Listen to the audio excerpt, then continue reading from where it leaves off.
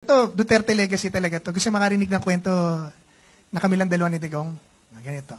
Naalala niyo po nung basahin ni Presidente Duterte yung pangalan ng mga congressman? Di ba? Tapos sinabi niya, ito report ni Commissioner Bellica to. So nangyari po noon, nagalit sa akin lahat ng congressman dahil hindi mo pwede magalit sa Presidente. So magalit sa bata ng Presidente. So, sinungaling yan si Greco, korap yan, patatawag namin yan, imbestigahan namin yan, kung ano-ano sa media. Napikono ako. Kasi 2 linggo na tuloy-tuloy, hindi naman ako kumikibo. Dahil ang trabaho ko, mag-imbestiga, mag-file ng kaso, mag-report kay Pangulo. Sabi ko, akala ata nito mga to, takot ako sa congressman eh. Sabi ko, wala pang congressman na pinanganganak, nakatatakutan ko. So, nagsabi ako sa Pangulo. Sabi ko, boss, papaalam lang po ako sa inyo. Papatulang ko na tong mga to. Dahil sabi nila, bata nyo raw sila. Kasi yung binigay kong listahan ng mga isinumbong sa amin, wala akong jurisdiction ng PACC sa congressman. Pero sa DPWH meron. Pero pag nagsusumbong na yung mga tao, kasama yung congressman. So bagamat wala kaming jurisdiction sa congressman, they now become part of our report to the president to be endorsed to the proper agency. So pag submit na yun namin ng report, kasama lahat. Contractor, DE, DPWH, at congressman. Meron ngayon nung interview sa akin na sinabi, bakit to? Nagsusumbong tungkol sa DPWH, ganyan. Sabi ko, tama po yan. Pero ang problema po kasi, ang mga DE, hawak ng mga congressman. So walang magawa ho sa mga congressman yan. Dahil pag pumalag po sa congressman yan, patatanggal po yan. Teka lang. Commissioner Bellica, ibig mo, pakiulit nga sinabi mo, yung mga congressman kamo ang may hawak sa mga DE. Yan po, tumpak po, hawak ng mga congressman ng DE. Kaya dapat kasama ang congressman sa imbestigasyon. Lumaki po yun. Kinagat naman ng isang congressman, inaway ako, sinagot ko, lumaki ng lumaki, hinihingi ngayon sa akin, biglang lumabas na Bellica, put up or shut up. Nilalabas na sa dyaryo. So bumalik ko sa akin ng reporter, sabi, sir, sabi ni congressman ganito, kung wala ka namang sasabihin, tumahimik ka na. Sabi, ilabas nyo raw yung mga Bellica should name names. So sabi ko, talaga naman papangalanan ko abangan nila. So hinihingi ngayon sa akin ng kongreso yung mga pangalan. Ang sabi ko, ilalabas ko ang pangalan, pero ibibigay ko kay Digong dahil wala akong mandato na mag-report sa inyo. Sa presidente ako nag-report. So kung gusto nyo makuha information, kunin nyo sa Pangulo. Pumunta kayo sa Pangulo. Di pumunta ko sa Pangulo. Tapos, nagpadala ng tao sa akin, uminit na po ang sagutan namin, issue. Ang sabi kong ganon, alam nyo kayo, kung meron kayo problema sa akin, patanggal nyo ako kay Digong. Pero huwag kayong magagalit sa akin kung ginagawa ko ang trabaho ko. Ngayon, kung may problema kayo sa akin at meron kayo talagang gusto mangyari, gawin na natin ngayon. Diyan, dito, kahit saan, gawin na natin ngayon, sabi ko. Dahil wala pang pinapanganak na congressman na katatakutan ko. Dahil kung akala nyo na kaya ako nandito, dahil yan si Bellica, sa politika lang yan, kaya ganyan yan. Politika ni Bellica, nagpanting po ang tenga ko nung marinig kong politika lang ni Bellica yan. Kung akala nyo na politika ito sa akin, sabi ko, buhay ko ang tinataya ko rito. Sabi ko, ngayon, kung meron kayong gusto mangyari ka ako, gawin na natin ngayon. Ngayon na! Sabi ko gano'n. Awan ng Diyos, walang pumalag. Tapos puntahan ko, si Bakin si Bellica. Pero may ebidensya po kami. Si Bakin si Bellica. Paalam na ako kay Pangulo. Sabi ko, boss, papatulang ko ng mga to dahil nasusobrahan na po ako dahil nakalata, takot ako sa kanila. Pinatawag ako ni Digong. Wala naman pakialam si Digong sa ganyan eh. Sabi niya, wala akong jurisdiction sa Congress. So tumahimik na ako. 2 weeks later, pinirmahan niya yung budget. Yung pala, inaantay lang niya mapirmahan yung budget. Pagsala nung, yung report ni Greco nandyan, sabi rin sa mga congressman, pag nandun ang pangalan niyo, basahin ko kayo. Binasa nga. So galit na. Natawag ako ni Digong. Ba't ako pinatawag ni Digong? So doon sa music room, pinapunta ako doon. Wala akong tao.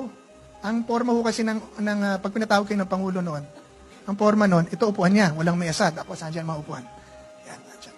So walang mesa, siya ang bosyo. Pagdating ko ron, pasok siya, pinalabas lahat ng tao. Sekretaryo, bodyguard, lahat, media, everybody out. Tapos tandang-tanda ko po, siya ang nagsara ng pinto. Tapos, tumalikod sa akin. Sa height po ng kontrobersya nung away namin ng Kongreso, sinara niya. Tapos kumikot sa akin. Sabi ganun, You are doing great. Hindi isang approve, 2 kamay. You are doing, ginanon sa mukha ko. Di, tawa naman kami. Sino pa mga korap dyan? Sabi sa akin, ano. Sabi ko, ito pa po. Tak, tak, tak, tak, tak, tak. Yung anak ko nandyan. Sabi ko, boss, wala eh. Wala nag-report eh. Boss, wala eh. PI na yan, sabi niya. Alam mo, ito sinabi niya sa akin. Dalawa lang ko kami, walang tao. Mamaya sumunod na si Senator Bong. Pero nahuli si Senator Bong kasi meron siya mga inaayos sa labas. Sabi niya gano'n, alam mo, kung nandyan ang anak ko, magre-resign ako ngayon. Sabi sa akin, hindi ko, magre-resign ako. Hindi ako kumibo. Tapos, dahil siyang kwento. Tapos dumating na si Senator Bong. Tapos, sabi ni Senator Bong, boss, kaya nandito si Greco dahil nagkakainitan na sila nung ilang mga congressman. Naghahamunan na eh. Sabi niya, kasi, nung basahin mo yung listahan, binanggit mo ang pangalan niya. So, galit ngayon lahat sa kanya. Then, na-realize ni Digong yung error. Bakit pag binabasa niya yung drug list, di naman niya sinasabi na nag-report si Bato, o yung mga general, mga colonel. Nung basahin yung corruption list, sinabi nag-report si Greco. So, galit lahat kay Greco ngayon. Yan po, kaya nandito si Greco kasi nagkakainit. So, na-realize po ni Digong yung nangyari. Ay, oo, parang gano'n ba yung, hindi ko dapat sinabi. So, hanggang ni Digong po, from his chair, lumipat sa tabi ko. Ako, tahimik lang naman ako. Ano? May problema ka? Wala po. Mali ba ginawa ko? Hindi, boss. Tama ginawa mo. Lahat ng gawin mo, tama. Lahat ng sabihin mo, tama. Basta sinabi, boss. Gawin mo na gawin. Tawa para sa akin yun. Tawa ng tawa si Digong. Itong bata ako, magaling pa sa kernel to eh. Sabi, hindi, boss. Sabi ko, hindi, boss. Ganito. Patatawag daw po ako sa Kongreso. So, anong gagawin ko? Pupunta po ba ako o hindi? Commissioner pa lang po ako noon, so undersecretary.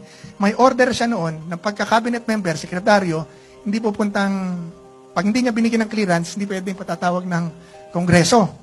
Hindi pa ako chairman noon, commissioner pa lang. So sabi ko, boss, ano ba, pupunta ba ako? Sabi niya, ikaw, pumunta ka doon. At pagdating mo doon, sabihin mo lahat ng alam mo. Pasabugin mo, huwag kang magtatago. Kung anong sinabi mo sa akin, yun ang sabihin mo sa kanila. Paputukin mo. Sabi niya. Sabi ko, sige boss. At pag nakita mo sila, sapakin mo. Sabi sa akin. Sabi ko, sige boss, sasapakin ko po.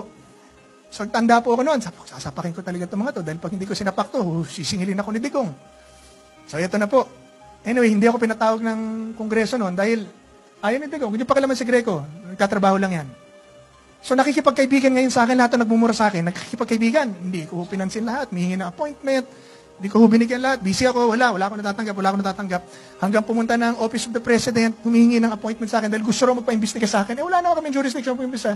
Sabi ko, huwag na kayo magpag-usap sa akin dahil sumagot na lang kayo sa padadala sa inyong, kung ano man padadala sa inyo. Doon kayo magpaliwanag, wala na tayo pag-uusapan, binigay ko na lahat. Wala akong pinapasok, ayoko makipag-usap.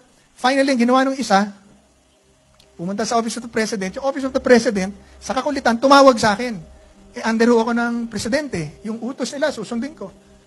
Napa-oo po ako. Sabi ko, sige po. Kakausapin ko na. Pagbaba ko ho nung telepono, hindi ko na ho tinawagan, hindi ko na rin kinausap, hindi pa rin nakapasok sa akin. Ang point ko ho, noon, pati Kongreso, may takot na huli sa korupsyon. Ngayon, baliktad na po eh. Ngayon, nag-aalap PACC ng Quadcom. Pero ang meron sila na wala kami noon, sila kaya nilang magsalita sa media araw-araw, kami bawal kami noon eh. You have to finish your investigation properly, file it in the proper court, ombudsman, and submit your report to the President. And then it's the President who will decide what to do with your case. So napakaganda po nitong ginagawa nila sa Quadcom kung gagamitin po nila sa tama. Pero wala po ako nakita sa Quadcom na tinawag nilang hindi politiko. Puro politiko ang iniimbestigahan nila. Bakit hindi sila mag-imbestigahan nung talagang Congress, DPWH, di ba? Bureau of Customs, BIR, yan ang tawag-tawagin nila. Huwag na yung flood control dahil damay sila ron eh. Dapat ibigay nila sa iba eh. Hindi ko naman sinasabing guilty sila, pero ibig sabihin, lumalabas sa mga investigasyon ngayon, sa mga issues ngayon, damay sila eh. Kung totoo yun or hindi, we leave it to the court.